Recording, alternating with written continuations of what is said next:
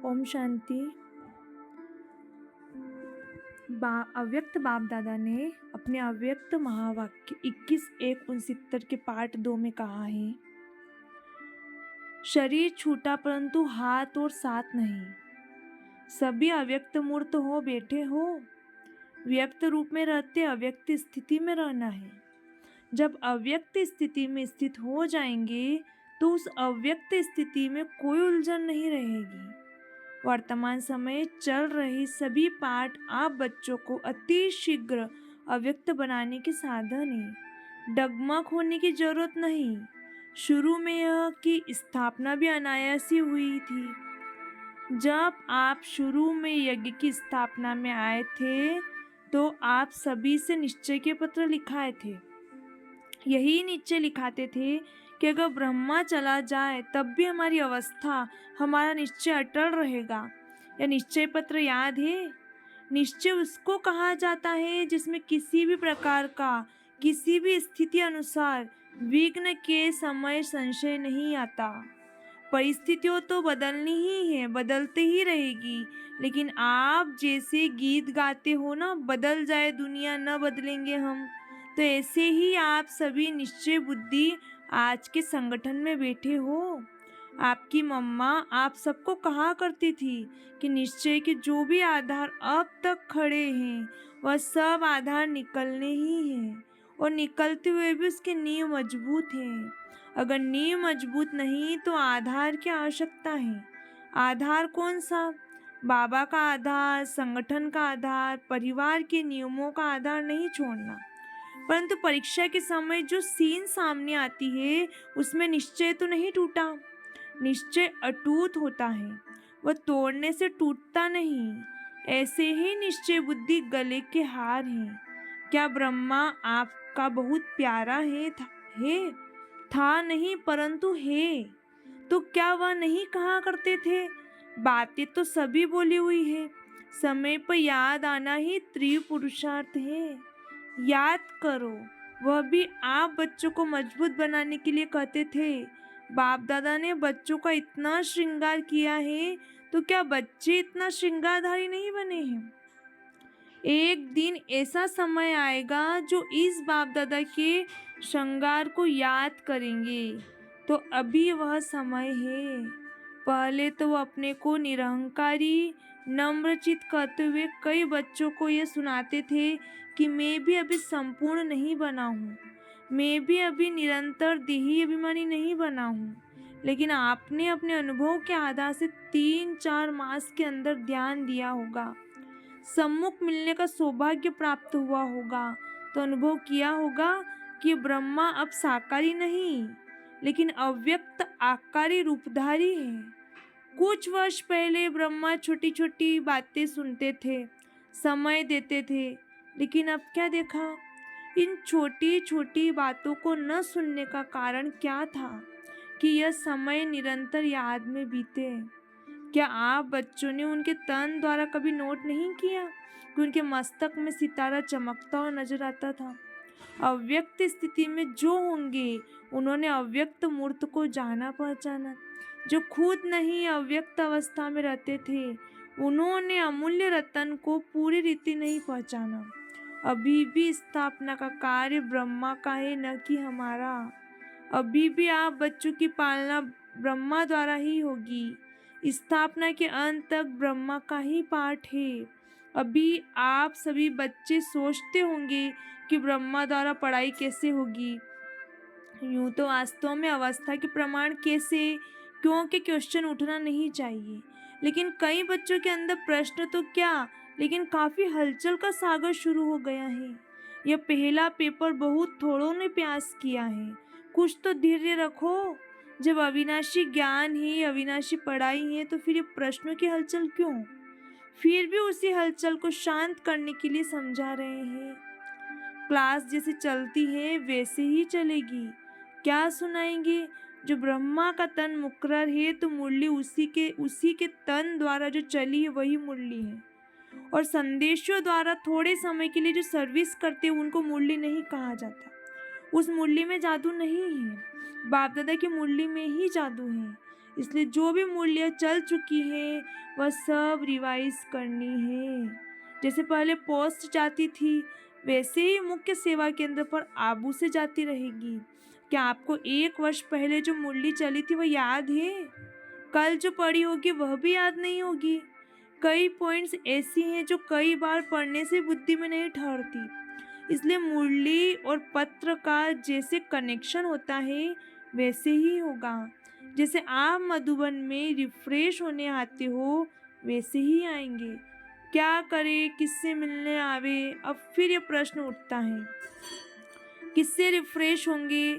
जो लक्की सितारे हैं अर्थात जो निमित्त मुख्य हैं उनके साथ पूरा संबंध जोड़कर जो भी आपके सेवा केंद्र की रिजल्ट हैं, समस्याएं हैं, जो भी सेवा केंद्र की उन्नति है, जो भी नए नए फूल उस फुलवाड़ी से खिलते हैं उनको भी संगठन का साक्षात्कार कराने मधुबन में ले आना है। साथ साथ ऐसे संगठन के बीच बाप दादा निमित्त बनी हुई संदेशी द्वारा पूरी सेवा करेंगे। अभी कोई और प्रश्न रहा? आप सोचते होंगे कि लोग पूछेंगे कि आपका ब्रह्मा बाबा 100 वर्ष पहले ही चला गया। यह तो बहुत सहज प्रश्न है, कोई मुश्किल नहीं। 100 के नज़दीक ही तो आयु थी। ये जो 100 वर्ष कहे हुए हैं ये गलत नहीं है। अगर कुछ रहा हुआ है तो आकार द्वारा पूरा करेंगे। 100 वर्ष ब्रह्मा की स्थापना का पाठ है, वह तो 100 वर्ष पूरा होना ही है। लेकिन बीच में ब्रह्मा के बाद ब्राह्मणों को जो पाठ वह अब चलना है। ब्रह्मा ने ब्राह्मण किस लिए रचे? क्या ब्रह्मा अपनी रचना को देखेंगे नहीं? क्या आपको अब काम पर जिम्मेवारी का ताज नहीं देंगे? तो सतयुग में देवता कैसे बनेंगे? यहाँ की जिम्मेवारी ही वहाँ की नींव डालती है। इसलिए जो भी आप बच्चों से प्रश्न करते हैं उन्हें यही उत्तर दो कि ब्रह्मा की स्थापना तो चलनी ही है। अभी बच्चों की पढ़ाई का समय बिल्कुल ही नज़दीक है। यह तो हर एक मुरली में मम्मा के बाद इशारा दिया। क्या पेपर में तिथि तारीख बताया जाता है? जो पहले ही बताया जाए उसको क्या पेपर कहेंगे?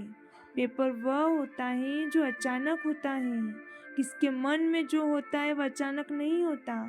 रिजल्ट में क्या देखा? पूरे पास नहीं हुए, कुछ न कुछ कमी एक एक में देखी। फिर भी बहुत अच्छा, क्योंकि समय पुरुषार्थ का है। उस प्रमाण रिजल्ट अच्छी ही कहेंगे। बाकी तो बाप दादा दोनों ही एक बात पर खुश थे। वो कौन सी? बच्चों ने संगठन और स्नेह दोनों का सबूत दिया। ब्रह्मा वतन से देख रहे थे कि कैसे कैसे कोई आता है, कब कब आता है, किस रुहाब से आता है, किस स्थिति से मिलते हैं। यह भी रिजल्ट बाप दादा दोनों ही इकट्ठे देखते रहे। तो हर एक खुद को देखें और खुद में जो कमी हो उसको भरें। बाकी आज से सभी के लिए कौन निमित्त है वह तो आप जानते ही हैं। दीदी तो है, साथ में कुमार का मददगार है। जैसे और सभी लिखा पढ़ी चलती थी वैसे ही हेडक्वार्टर से चलती रहेगी। यह दोनों आप सभी की देख रेख करती रहेगी। अगर आवश्यकता हुई तो आप सभी की सेवा केंद्रों पर चक्कर लगाती रहेगी। लेकिन अब का पेपर क्या है? यह तो अचानक पेपर निकला, परंतु जो आने वाला पेपर है वह बताते हैं। अब एक मत अंतर्मुख अव्यक्त स्थिति में स्थित होकर संबंध में आओ। यही बाप दादा जो पेपर बता रहे हैं उसके रिजल्ट देखेंगे। पिछाड़ी के समय ब्रह्मा तन द्वारा जो शिक्षा दी है वह तो सभी ने सुनी ही होगी और याद भी होगी। आज के दिन इस संगठन के बीच कुछ देने भी आए हो तो कुछ लेने भी आए हो, तो जो लेंगे वह देने के लिए तैयार है। जिसके दिल में कुछ संकल्प आता हो कि ना मालूम क्या हो, ऐसी तो कोई बात नहीं होगी, वह हाथ उठावे। अगर सभी संतुष्ट हैं तो जो लेंगे उसको देने में भी संतुष्ट रहेंगे। 2 बातों का आज इस संगठन के बीच दान देना है। कौन सी 2 बातें? एक मुख्य बात कि आज से आपस में एक दो का अवगुण न देखना, न सुनना, न चित्त पर रखना। अगर कोई बहन या भाई की कोई भी बात देखने में आए तो निमित्त बने हुए जो हैं उनके द्वारा उनको इशारा दिला सकते हो। दूसरी बात, कई लोग आपके निश्चय को डगमग करने के लिए बातें बोल देंगे, आवाज़ फैलाएंगे कि अब देखिए संस्था कैसे चलती है, लेकिन उन लोगों को ये मालूम नहीं कि उनका आधार अविनाशी है। दूसरा यह भी ध्यान में रखना कि कोई भी हिलाने की कोशिश करे तो जैसे आप बच्चों का कल पहले का गायन है, अंगद के समान पाँव को नहीं हिलाना है। ऐसे निश्चय बुद्धि अडोल एकरस ही जो आने वाले लास्ट पेपर है उसमें पास होंगे। और ही ब्रह्मा द्वारा जो इतने ब्राह्मण रचे हैं, तो क्या बाप के जब बच्चे बड़े हो जाते हैं तो बाप रिटायर नहीं होता? अब ऐसे समझो कि बाप रिटायर अवस्था में भी आपके साथ है। आप बच्चों को कार्य देखकर देखते रहेंगे। शरीर छूटा परंतु हाथ और साथ नहीं छूटा, बुद्धि का साथ नहीं छूटा, वह तो अविनाशी कायम रहेगा। ये दो बातें जो सुनाई, एक डगमग न होने का दान देना है, दूसरा अवगुण न देखने का दान देना है। अगर सभी बच्चे ध्यान दें, जबकि संकल्प कर चुके अर्थात दे चुके, संकल्प की हुई चीज कभी वापस नहीं ली जाती। अगर माया वापस लेने की कोशिश कराए भी तो यदि अपने ऊपर जांच होगी तो पास हो जाएंगे। दो बातें बाबा ने बोली, एक तो न डगमग होने का दान देना है और दूसरा अवगुण न देखने का दान देना है। अभी एक और बात आप सबके ध्यान पर दे रहे हैं। बाप दादा की लास्ट मुरली में जो शिक्षा मिली है कि ये ध्यान दीदार ज़्यादा चलना समय व्यर्थ गंवाना है, इसलिए यह नहीं होना चाहिए। ऐसे न हो संदेशों द्वारा सेंटर पर जो पाठ चले उसे आप चेक न कर पाओ। इसलिए निमित्त बनी हुई दीदी और कुमार का जिस संदेशी को मुकर्रर करेगी उन्हों के द्वारा डायरेक्शन मिलेंगे। इस पाठ के लिए यह जिसको निमित्त बनाएगी उस द्वारा ही रस स्पष्ट होंगे। जैसे पिछाड़ी की मुरली में यह भी डायरेक्शन था कि भोग के समय बेखून आदि में जाना व्यर्थ समय गंवाना है, क्योंकि घूमना फिरना अब शोभता नहीं। अब तो निरंतर याद की यात्रा है। जो शिक्षा मिली है उसे प्रैक्टिकल लाइफ में धारण करने का सबूत देना है। अगर ब्रह्मा बाबा के साथ स्नेह है तो स्नेह की निशानी क्या है? स्नेह यह नहीं कि दो आंसू बहा दिए, परंतु स्नेह उसको कहा जाता है जिस चीज से उसका स्नेह था उससे आपका हो। उसका स्नेह था सर्विस से, पिछाड़ी में भी सर्विस का सबूत दिया ना, तो स्नेह कहा जाता है सर्विस से प्यार, उनकी आज्ञाओं से प्यार। बाकी कोई भी ऐसा ना समझे कि ना मालूम बिना हम बच्चों की छुट्टी के साकार बाबा को वतन में क्यों बुलाया, लेकिन छुट्टी दिलाते तो आप देते।